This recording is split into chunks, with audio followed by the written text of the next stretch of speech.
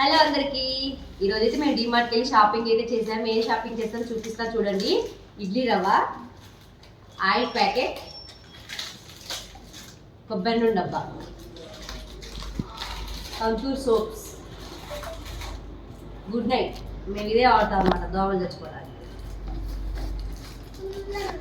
గింజల సబ్బు, తాళం గింజల ప్యాకెట్, పుట్నాలు, రిన్ సోప్స్, సర్ఫ్ ప్యాకెట్, మా ఆయన ఫేవరెట్ శనగపిండి, బజ్జీలు పునుగులు పకోడీలు వేసుకోవడానికి, అండ్ మినపగుండ్లు కేజీ, ఫైనల్గా గోధుమ పిండి.